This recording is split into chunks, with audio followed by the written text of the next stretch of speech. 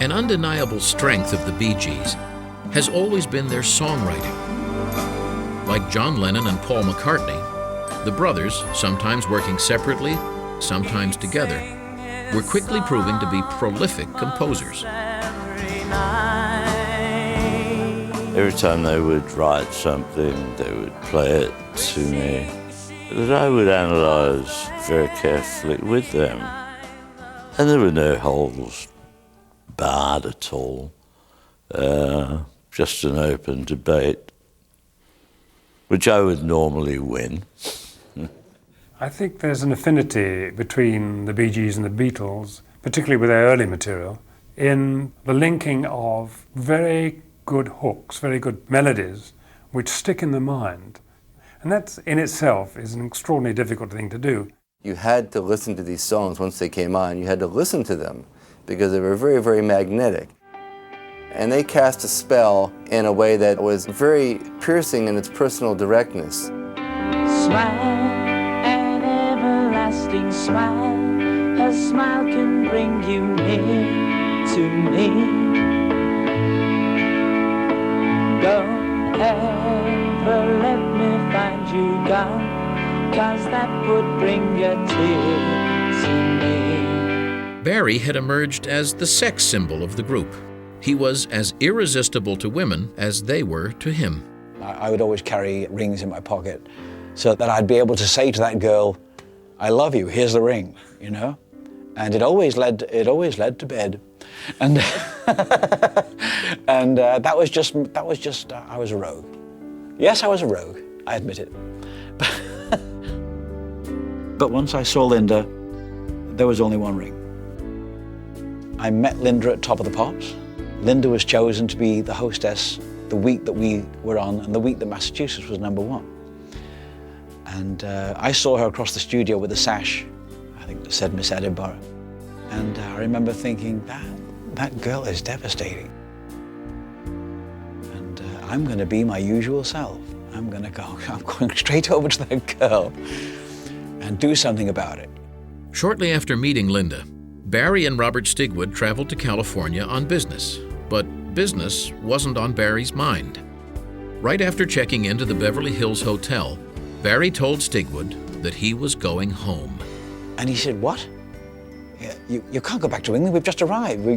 There's things you have to do, there's a whole schedule. And I said, but you don't understand. Or maybe you do understand, Robert, that this is the girl, this is the one, you know? I've got to go back, I've got to find her.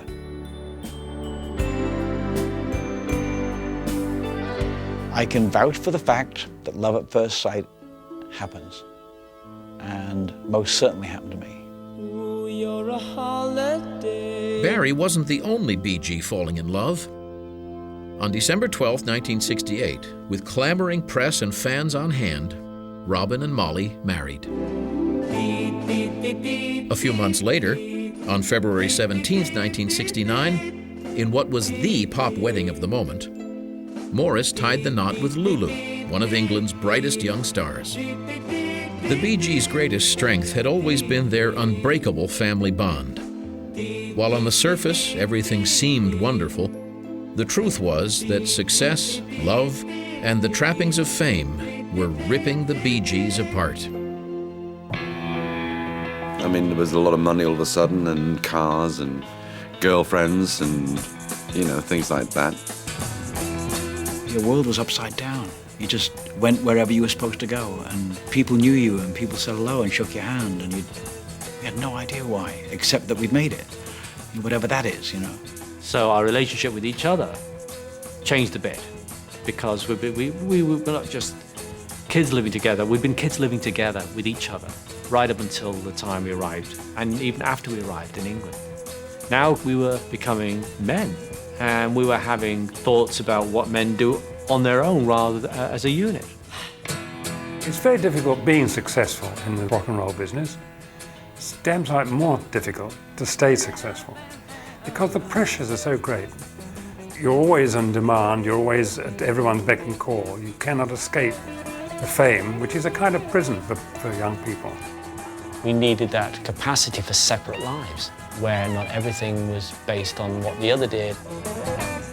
The tendency always is to say, damn it, I'm a Bee Gee, I'd much rather be Barry, or I'd much rather be Robin, or much rather be Morris. Same with the Beatles, you know. They got sick and tired of being a Beatle. They wanted to be their own people, with their own recognition.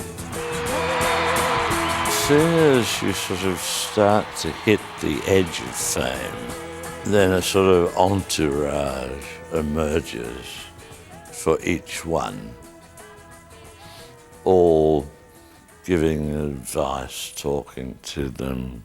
When you're that young and you're having a lot too much too soon, you tend to sort of, you like to have praise, and praise is a wonderful thing when you're a teenager. It kind of makes you feel and do things, it kind of makes you feel superhuman, you know. Love interests were happening and jealousies were happening. And, you know, I call it just lack of maturity. To me, a lot of what happened in that breakup was due to too much happening too soon.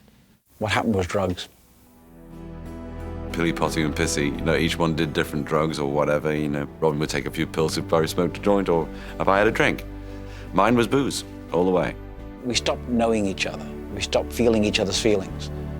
And that's another lesson, you know. That's what drugs do. That's what drink does.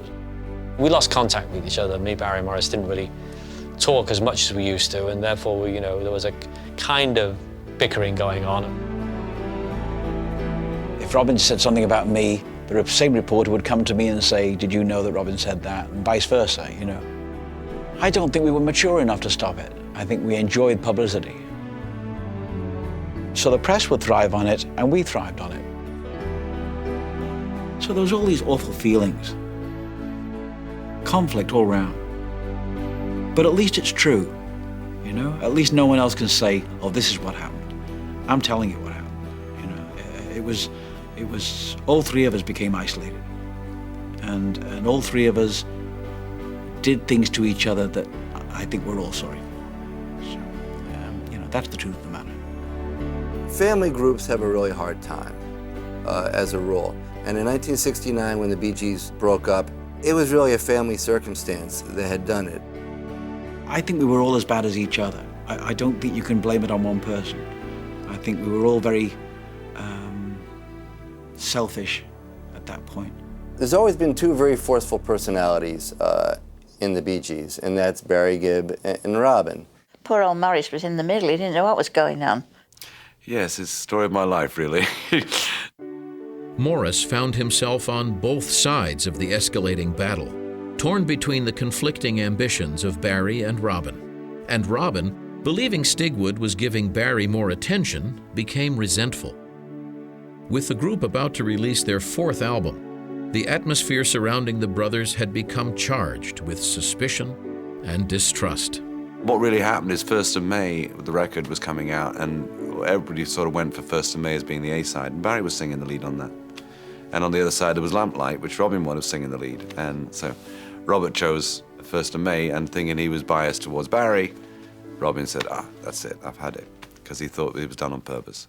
A lot of things had gone down at that time, and we needed time apart to think about them. And that was one of those moments that we had to realize we've got to be apart for a while. But not that we wanted to, but it just had to be. Robin quit the group and started work on a solo album. He and Molly became isolated from the family. Disturbed by his erratic behavior, Hugh and Barbara tried to make 19-year-old Robin a ward of the court. It was kind of a whole strange episode of our lives, that particular.